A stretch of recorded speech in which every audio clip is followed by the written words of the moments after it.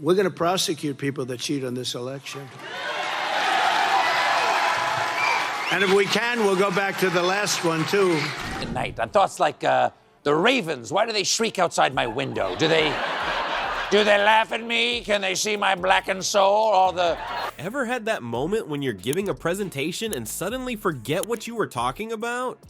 Well, multiply that by 1,000, add some conspiracy theories, and you've got Trump's latest rally. Stephen Colbert's here to guide us through this maze of madness, and trust me, you'll feel a lot better about your public speaking skills after this. Let's now examine Trump's thoughts during his most recent outburst over the status of the economy. An haughty claim to have the greatest economy soon gives way to a terrifying nightmare of howling ravens and restless nights. Is this the thinking of a stable genius, or of a man who should stop drinking alcohol at midnight? The purpose of Trump's most recent rally was to demonstrate his economic might. Rather, it became an exciting journey through his mind's twisting labyrinth. We're the greatest economy in the history of our country, he boasts for a minute before veering off topic to talk about flies and his beauty sleep. It is like attempting to solve arithmetic while watching a squirrel drink Red Bull. We're the greatest economy in the history of our country. 4 years ago, 7 years ago. But there's still more. Trump says this amazing line right before you think he's gonna talk about trade or jobs. If there was no cheating, I wouldn't have to campaign, since it's obvious that being duped is the only reason someone would look for government. If I didn't cheat, I wouldn't even be here today. You know why? I wouldn't have to campaign. I'm here only because they cheat.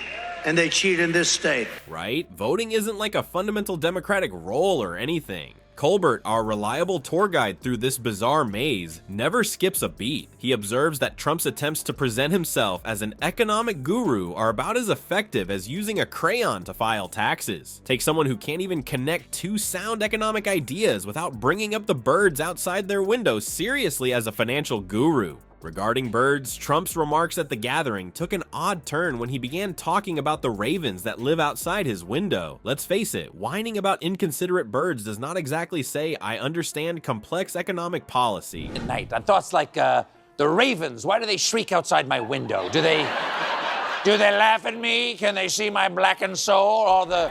It almost seems like he's trying to hide the reality that he doesn't really have a strategy or know anything about how the economy functions. With all due wisdom, Colbert describes this entire situation as a magical mystery tour inside of Trump's head. To be honest, nobody requested or desired this vacation. It's like being made to watch a slideshow of someone else's vacation, only with Crazy Town as the setting and close-up views of Trump's hair in every photo. The ability of Trump to contradict himself in a single remark is the most shocking feature. He'll boast at the outset that he's built the greatest economy in history. Turn onto that broken road, held one of his broken rallies in North Carolina.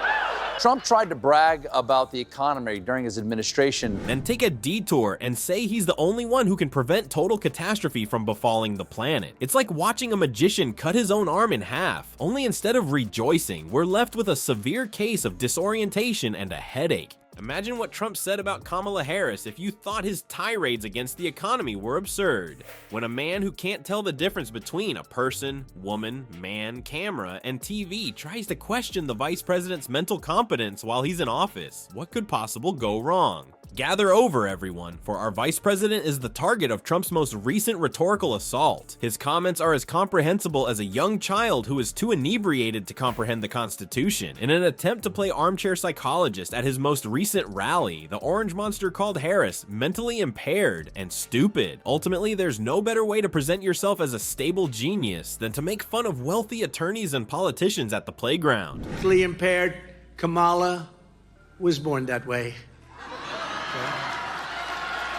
She was born that way.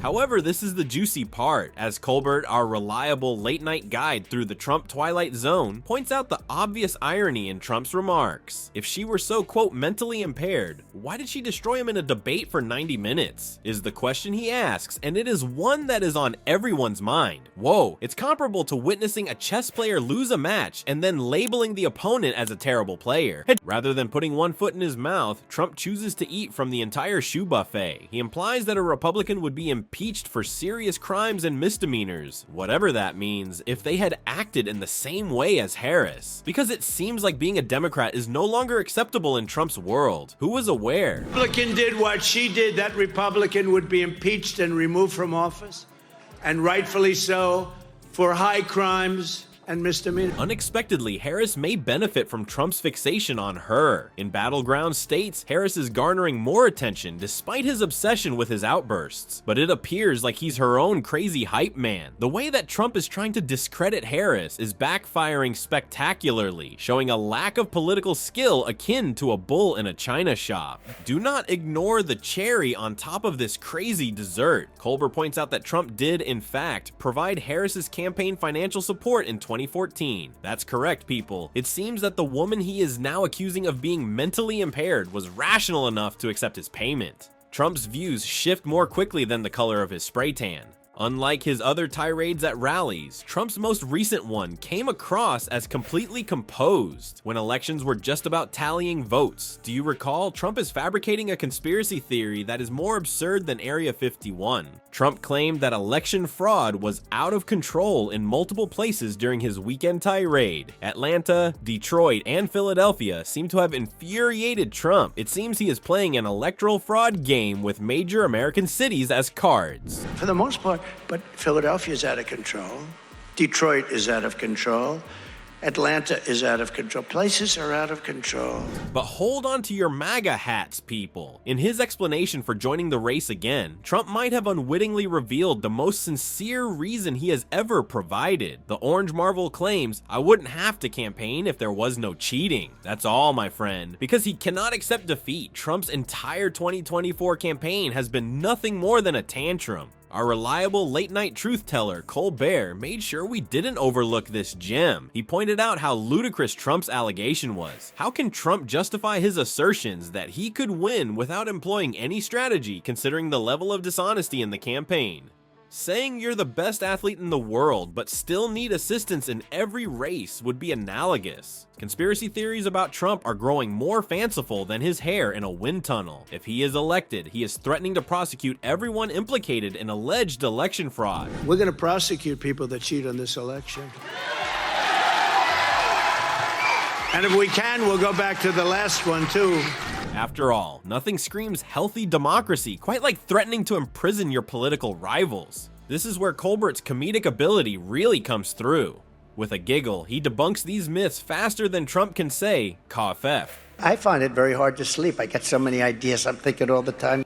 I don't sleep. It's true. I'm always thinking at night. On thoughts like, By exposing the ridiculousness of Trump's statements, Colbert helps his audience see through the fog of falsehoods and incomplete information. But it's more than just a good laugh. Colbert does a useful thing with his political humor. It aids in the dissolution of the truth medication, similarly to a teaspoon of sugar. He helps people understand the reality of Trump's harmful words by blending terrible facts with humorous scenarios. Trump's rallies are starting to resemble a strange cross between stand-up comedy and dystopian literature. He's creating a crazy concoction out of economic jargon, conspiracy theories, and personal grudges. Nevertheless, many continue to drink it as though it were the truth's elixir.